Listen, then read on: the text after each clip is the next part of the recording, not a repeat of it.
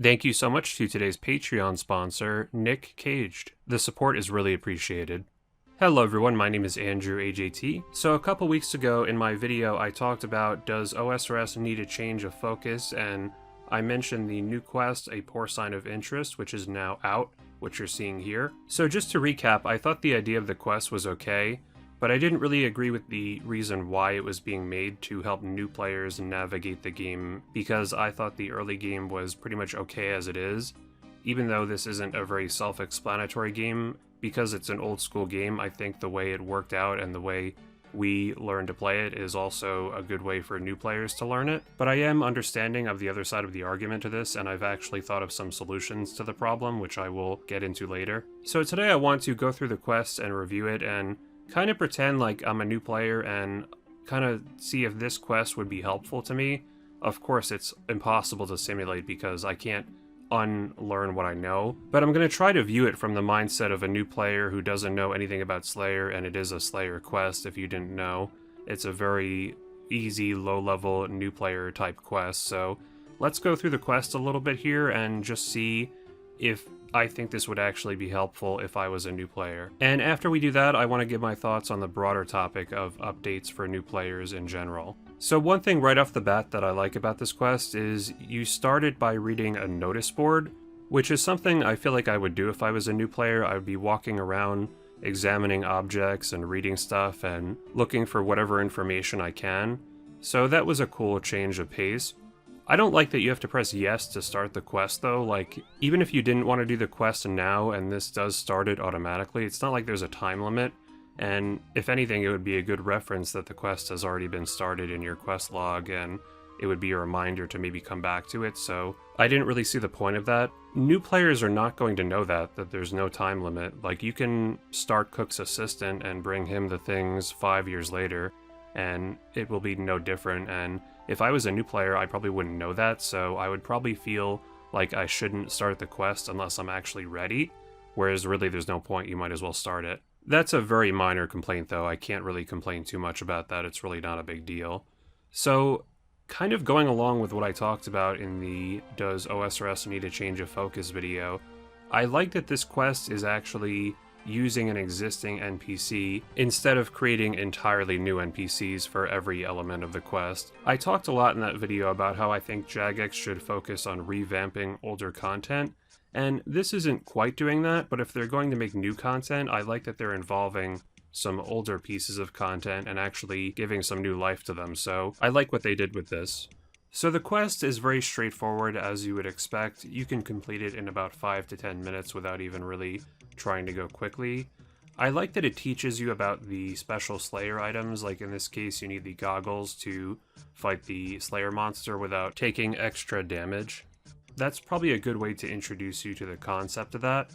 And I also like that it teaches you about enemy weaknesses, like in this case, the Slayer monster is weak to stab, and that's probably a good way for you to learn how to use combat styles effectively through this very early game quest. So that's actually knowledge that you as a new player could take and apply to other things, because this will help give you a preliminary understanding of attack styles and probably also make the player realize that certain armors are not always the best choice, depending on the combat style they're facing. So as far as the new Slayer monster goes, the Sour Hog, I actually like how they set up the drop table with them. Most of the drops are actually not that good, but you do have what I would assume is a small chance of the Adamant Scimitar or Kite Shield. I really enjoy that format of drop tables best, where you normally are not going to get a very good item, but you do have a small chance of a very good drop. So it's just a lot more interesting. I don't like Revenants or Vorkath where you get something pretty good every time and it's just boring. I like this old school format, and I'm glad they implemented it with this Slayer monster. So as far as my overall review of the quest would go, especially with the new player concept in mind, I actually liked it better than I expected. One issue is, who exactly is this quest targeting? Because this quest is clearly designed for low-level players, but you have to be a member to do it. So it almost feels like in an alternate universe, if Slayer was a free-to-play skill, this quest would be able to be done by more low-level players as it's designed for. I almost wouldn't mind if they introduced some sort of limited Slayer for free-to-play. They've already discussed the idea with agility, although nothing has been implemented yet, but if you could get level 25 or 30 agility and Slayer on free-to-play, it would actually be pretty cool and probably a really good encouragement to get membership. Especially because this quest mostly takes place in free-to-play areas, and one of the biggest problems in free-to-play is it's pretty hard to get around because you need runes to teleport, there's no tabs, and level 1 agility is pretty brutal. We've all been there, and having to deal with that is honestly something I think would frustrate new players because it is very boring having to walk everywhere. So this brings me to the topic of new player experience, and is the early game too difficult for new players? And I still have an old school view on this where I do think it is very cool to be able to explore and find things out for yourself rather than have in-game tutorials and guides everywhere. But there are some valid points on the other side of the argument, and I can see the point that it's difficult to play a game for the first time and stay motivated if you don't know what to do. So I think one thing to keep in mind with that is this game is not for everyone. So no matter how many updates you make, there's going to be some people who just don't find this game appealing because of its grindy and tedious nature. So you can't have the goal of making the game great for everyone because some people are just not going to like it. And if you don't acknowledge that, then I think that you're just going to mess with the game too much. But there are some things that could be done to kind of keep the old school new player experience, but maybe give them some more options. For example, the Slayer and agility thing.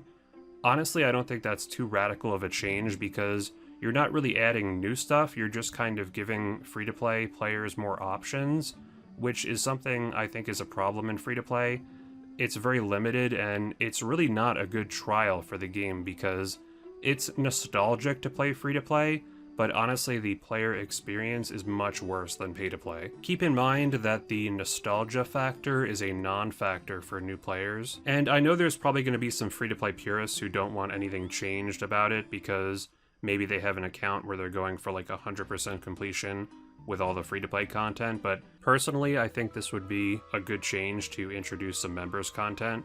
Like, I know there was some outrage a long time ago because a certain monster was going to drop a rune scimitar in free-to-play, and previously the only way to get it on an Iron Man was to smith it, which is very hard to get the smithing level for. I had no problem with this though. If something was to drop a rune scimitar in free-to-play, I think that would actually be a good change.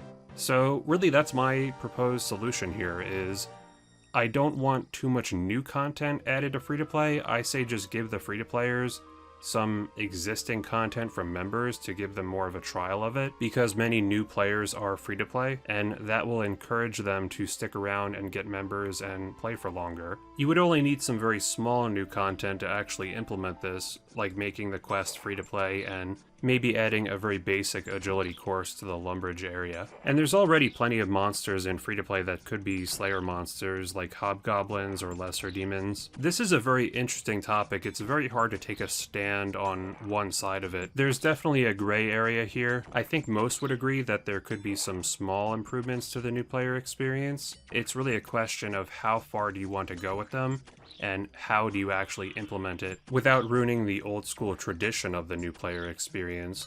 I think it's also important for the community as a whole to help new players on a person-to-person level. Like if you see someone in Lumbridge who has no idea what they're doing, like someone who's new to the game, maybe take a couple minutes to explain to them what to do or give them some advice. It could really go a long way. You've heard my solution of kind of implementing some more members content into free-to-play, but I'm curious what you guys think. Do you think there should be more tutorials, or do you think they should leave everything exactly as it is? Let me know what you think in the comments. This is definitely a really interesting topic. Make sure to hit the like button if you enjoyed, and feel free to subscribe as well. You can join my clan chat up on screen and Discord down below. You can follow me on Twitter and Instagram down below, and if you would like to support the channel even further, you can check out my Patreon page in the end screen. Thank you all for watching, and I'll see you all on Tuesday.